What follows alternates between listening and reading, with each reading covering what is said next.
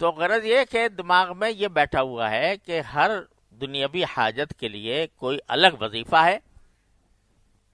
بہت بڑے بڑے وہ چھپے ہوئے ہیں نا کتابیں، وظائف کا انسائکلوپیڈیا، سمجھے آپ. اب وہ سارے اس میں لگ رہے ہیں دلچسپی کے ساتھ سارا علم اس کا حاصل کر رہے ہیں کہ بھئی یہ کون سا وظیفہ کس کام کا ہے. تو میرے بھائیوں اور بہنوں، یہ جو علم ہے یہ دین کا علم نہیں ہے، یہ دنیا کا علم ہے. تو اپنے سارے علم کی رسائی اس کی طرف نہ رکھو. ایک مومن کے لیے تو جو سب سے بڑا تعویذ ہے، سب سے بڑا عمل ہے، سب سے بڑا وظیفہ ہے، وہ کیا ہے؟ 2 رکعت نماز حاجت پڑھ لے اور اللہ کے سامنے ہاتھ پھیلا دے.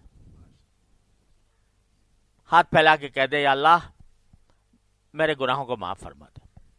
کیونکہ جو کوئی انسان کو مصیبت آتی ہے یا کوئی تکلیف آتی ہے تو بکثرت انسان کے اپنے گناہوں کی وجہ سے آتی ہے.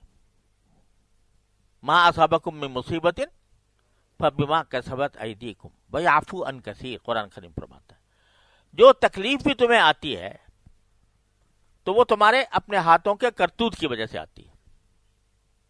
اور ویعفو عن کثیر، اللہ تعالیٰ بہت سے گناہ تو معافی کرتا رہتا ہے، لیکن کسی گناہ کی وجہ سے پکڑ بھی لیتا ہے، کوئی تکلیف آ جاتی ہے.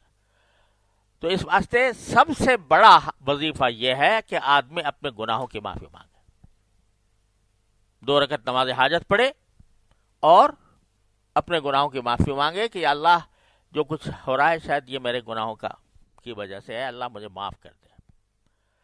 اہتمام کے ساتھ، خشوع کے ساتھ اللہ کے سامنے گڑ گڑا کر معافی مانگ لے اور جو حاجت ہے وہ مانگ لے. یا اللہ میں تو بے وسیلہ ہوں، میرے پاس کوئی اور کچھ نہیں ہے، اے اللہ اپنے فضل و کرم سے میری یہ حاجت پوری فرما دے. یہ ہے جو اصل وظیفہ ہے جو رسول کریم صلی اللہ علیہ وسلم کا بتایا ہوا ہے. یہ ہے اصل وظیفہ. جو کوئی حاجت پیش آئے اس سے زیادہ بڑھ کر کوئی وظیفہ نہیں ہے. دعا اللہ تبارک و تعالی سے، اس پر ثواب بھی ہے، ہر دعا پر ثواب ہے، چاہے دنیوی مقاصد کے لیے مانگ رہے ہو تو وہ اس کو اپنا وظیفہ جان بناؤ، اس کو حرز جان بناؤ. اس فکر میں نہ رہو کہ کون سے وظیفے سے کیا ہو جائے گا.